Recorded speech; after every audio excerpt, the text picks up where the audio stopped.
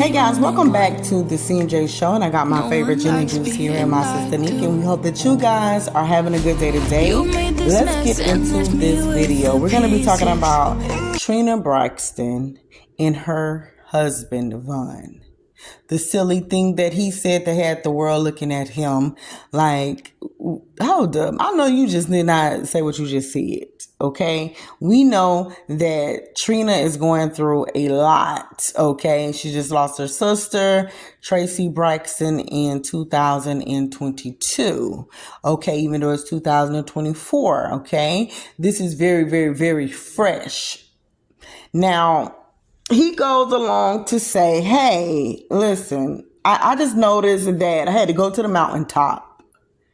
I don't know if he used this saying, and, I don't know if he just got finished looking at a Martin Luther King documentary, but he said I had to go on to the mountaintop, and I was sitting there and I realized that you was the same way you're acting about Tracy, your sister, which is understandable, and he ain't said understandable, but he said, Tracy, and you're taking this is the same way you did with Gabe. And I have to realize that your ex-husband. So it made me feel like, okay, you still love this man. And this is just inappropriate. Okay, so I was looking at him. And then he's telling her, okay, go ahead. What you just sitting up there for? You ain't saying nothing. Well, sir, Samantha, she's not saying anything because she don't believe that this is what you're doing, and you guys are on live. There's no editing this. We can't edit this out. I don't believe that you're saying such a thing. I really don't think that you're doing this. She was in shell shock, honey. So was the world, and you just going on. And it's all about you. You're just a alpha backwards man. That's what you displayed. That's what you showed. It was not right at all. And guess what? I've seen this. I seen this front and center. I seen my mom go through this very same thing. And when a person is like that, they don't know when to hold you, when to be there, because they also treat you like, okay, look, get over it. This is a military base type of a thing. You got to be strong. And then if you love the person, it's supposed to be your ex-husband. I don't care what the time limit is. If he passed, why are you sitting up here showing emotions and crying about that? Y'all was divorced. You shouldn't even have a feeling, like no type of feeling. Well, I'm sorry, Mr. Vaughn. They was together for 16 years. She knew this man. I'm so sorry. I am so sorry, honey. I am so sorry. Now, I'm not here to pass judgment on you. But it kind of gave me a little light to show who and how you was and who you are as a person. It did. It really did. But let's just not even worry about that. Now, let's just talk about for 1 second this whole thing with this grieving situation. We know when we sit down and I look at the whole Braxton sisters. When I seen the mom, Tamar, Tawanda, and I see all of them, Tony, it honestly, in my opinion, it looks like everybody is there, which we know that Trina had this session for all of them. But the whole thing is, it really do look like they're there to support her. And it look like they're over this grief. It didn't pass them by. They're doing much better. And I know that everybody handled theirs in a different way.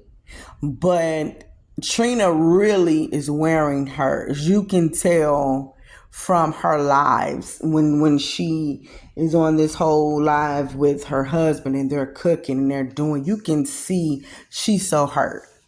It's not about the eating or whether she's eating like that or people saying drink. It's not that. You can tell that she is really hurt.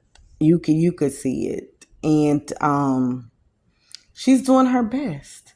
But there's a reason why this hurt is there and why it's hurting her so bad. First, we got to take into consideration that How we choose to deal with things and get over things is depending on your personality and your character.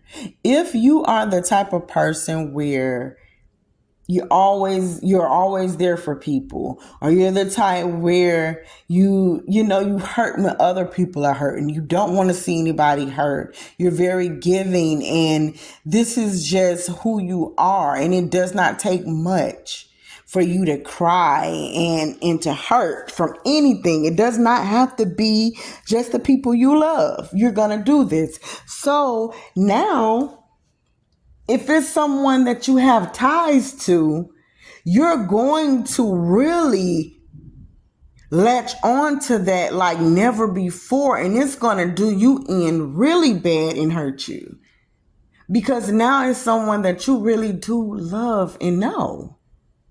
But again, let's talk about this thing called grieving and how we look at it. One, it's important to know this. We are living in a world where everything is built and based upon time.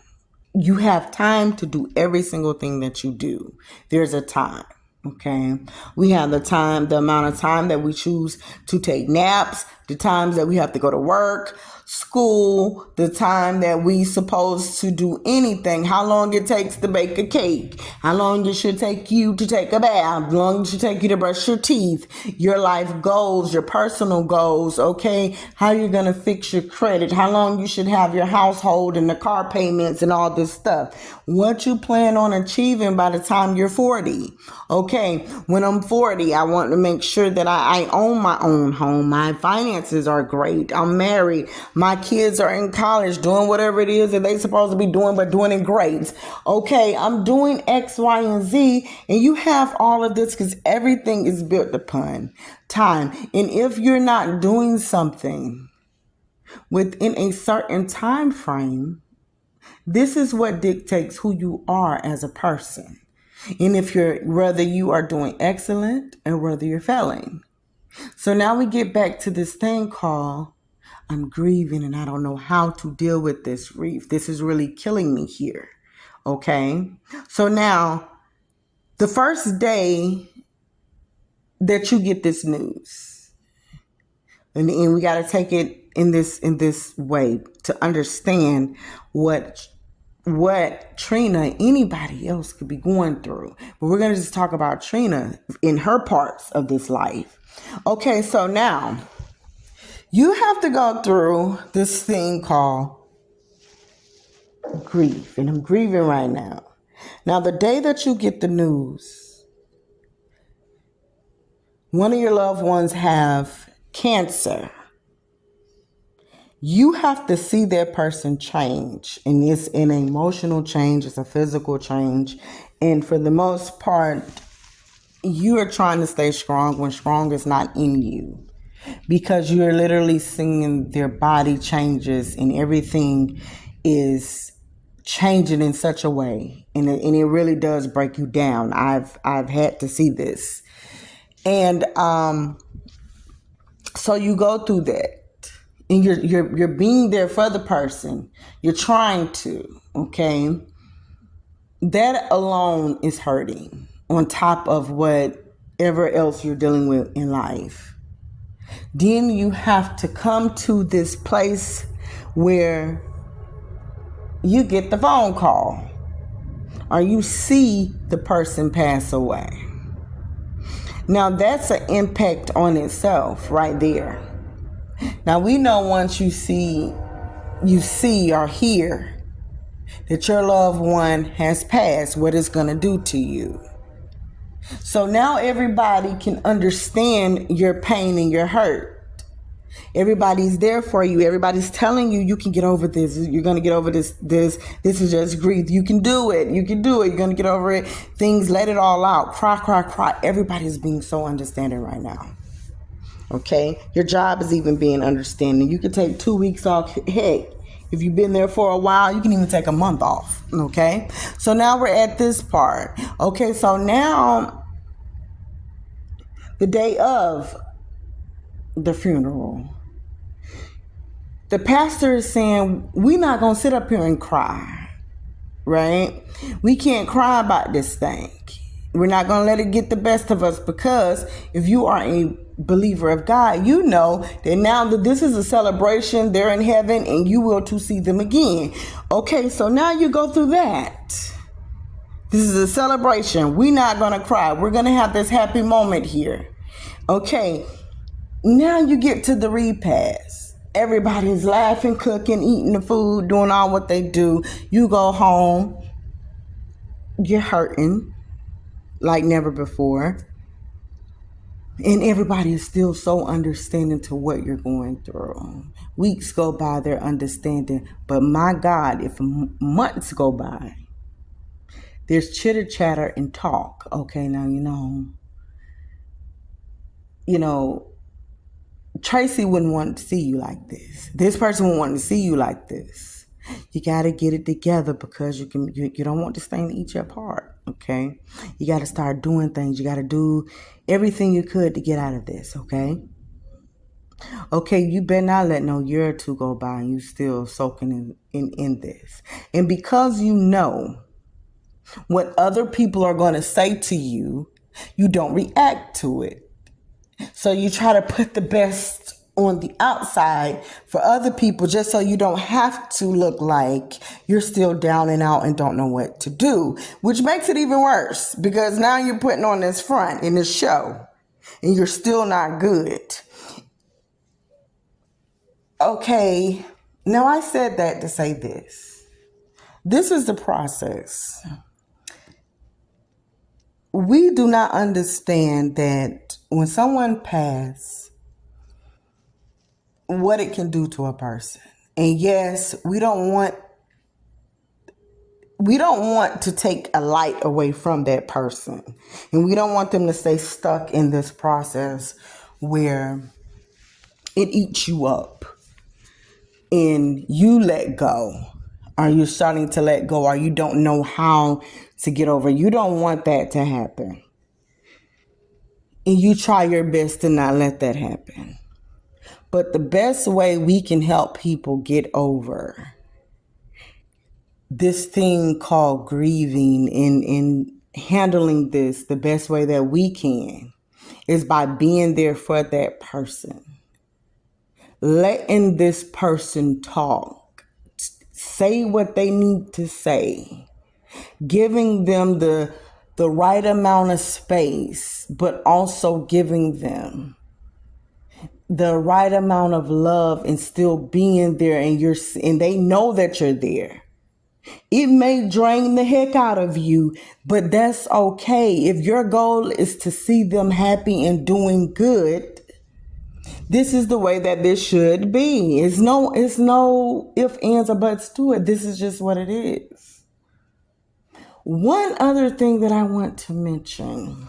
Now, this is just a little short story time with my mom and her ex-husband. Now, my mom is an amazing, awesome woman, and 7 kids, 2 boys and 2 boys and 5 daughters. Okay, I'm the 3rd child.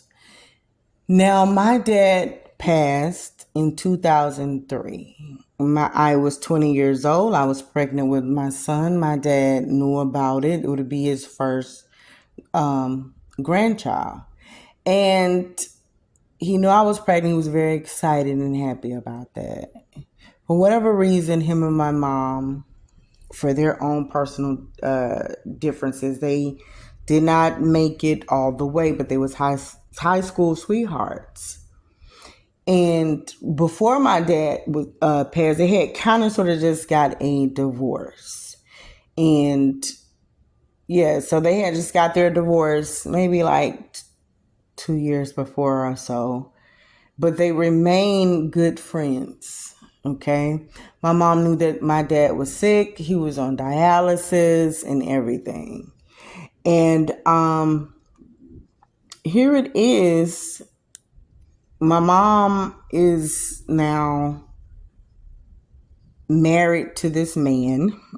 She's married. And the day that we get this phone call, this news that my dad has passed. My mom and my godmom, they sit us all down. They deliver the news, and my two brothers are trying to hold us up and themselves up. My mom is trying to be strong for all of us, and I can imagine how hard that was on her. So she's trying to do that. And my mom had to plan my dad's funeral and do all this stuff and still be strong for us. Now, I never seen my mom show the emotions, but I know that it was there. And I know it had to be there if this is your high school sweetheart. You had all 7 kids from this man. Okay, when we got to the funeral, everybody is a mess. And it's very hard when you got to be the strong person and trying to be and still hold up, especially your kids. And my brothers was doing the best that they could with us. Okay. Now, my stepdad was there.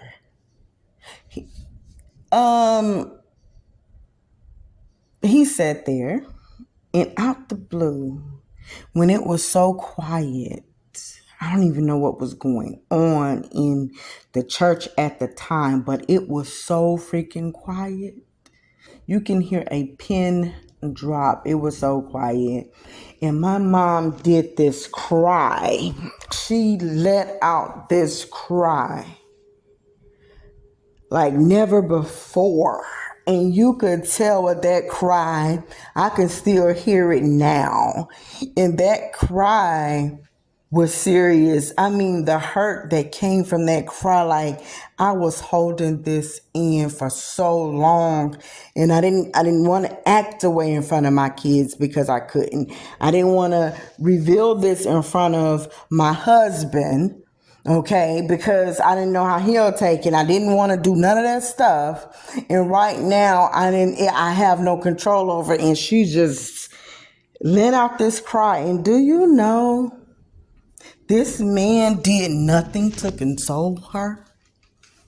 He sat down, he looked straight to the front, and he kept his face straight towards the front where my uncle, my dad's brother, had to come over. And my godmom had to come over to try to console my mom. This man looked like he wasn't even there. He didn't do anything. So that became a problem. And what was so crazy is later on, because we went to this church, we was going to this church for so long. So my pastor got a hold to him and told him about himself after the fact. But the bottom line is you're being jealous over a dead man. And whether it's vice versa, a dead man, dead woman, they're not here. I dare you. You're that in tune to yourself. But let's look at Trina for a second and what she had to go through. Now, I don't know whether or not Gabe passed. I don't know if her niece passed before Gabe, but remember, their daughter passed away. And I believe that could have been probably before. I believe so. Okay, so she passed. And then now you get the news with your ex-husband that you known for 16 years then passed away. And you don't supposed to have no feelings, no nothing towards that. He passed 2018. He was 43 years old. That is very young to pass away. Okay? Then here it is. Now your sister. It's not just the death stage that people look at for the funeral. I think when people pass, people only look at the death like that was that. But if they have a eternal illness, you forget like the things that they gotta see and go through is hurting, and that's piled on top. Every part of this can be devastating. So now you see her with her sister. She had to sit there through that last breath. That's on a whole nother level. That's very hurting. Okay, so she had to do this. You was the one that rushed and wanted to get married, and you hurried up and did this. I don't think that they should have got married so quickly. Not after the passing, because I feel like once Gabe passed in 2018, they got married in 2019, although they already she filed for a divorce and it was finalized in 2015. Still, it's a lot. It is a heck of a lot to deal with, and emotionally, you wasn't really there, and you're looking for a man to be there for you. You're thinking this because guess what? He was a mighty good man to latch on to, as far as if it was anything about how Gabe could have been with the cheating thing, and you this type of man, and you won't do this, and you're a much better man. But people forget so many times, I don't need the protection. We don't need when we're on the live, when people mention something, or maybe say something about Tracy. I know he's jumped in front and took care of that. That's good. But there's a time and a place for everything. And what was needed from you is just to be their friend. You be there and you listen, because I truly believe this lady is going through a lot. And sometimes if we don't understand it, we can have our own sicknesses come upon us just from dealing with the stress with things that we cannot change anymore. But if this man was listening, if he had this part to him and being that good friend, being there, catering, and just trying to understand that everybody was not raised the same way. Everybody don't think that if you're divorced and your ex, baby daddy, husband, whoever, girlfriend, man, whoever it is, pass away, everybody not rejoicing and don't care. Some people care. Some people, it's going to hurt them. It really is. It's just going to hurt them. And I understand it's hard to have compassion, but you picked the wrong time to act like a donkey. You know she's hurting really bad. I don't want an alpha when it's time for my emotions and they're down. I don't need one at that time. Be an alpha in the streets. Be an alpha in the bedroom at times. And we can take turns, being that way in the bedrooms at it. But outside of that box, I don't need that. It's no point. Be what I need. Be the image. Just be that image of God. Be the reputation like what he wants you to have. When it's time to be a friend, you be a friend in need. When it's time to be a good neighbor, you be that way. When it's time, whatever the time is, do that and stop thinking about yourself and how it makes you look. And stop doing the I dare yous, because then now you interrupt my session of getting better. That's all you did. You're just interrupting my sessions. And if it gets to a point where I feel like I gotta not act this way because Vaughn is right here, because he feels like I should be over this right now, or I shouldn't be doing this, now I'm hiding things from you as well as other people. You're putting me in a worse state. I feel as if this meeting and grieving should have never even took place, to be honest, if Mr. Vaughn was being that husband. That's my opinion. She could be able to walk in there like Tamar and the rest of the sisters. You can be hurting and you can have your moments where you are down, but it doesn't seem like this happened last month or two.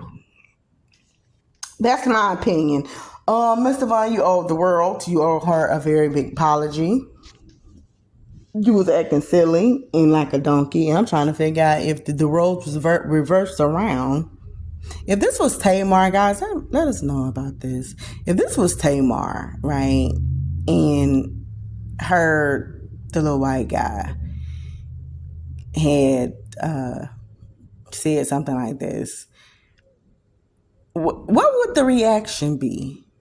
I just really want to know what would the reaction be like? How would everybody?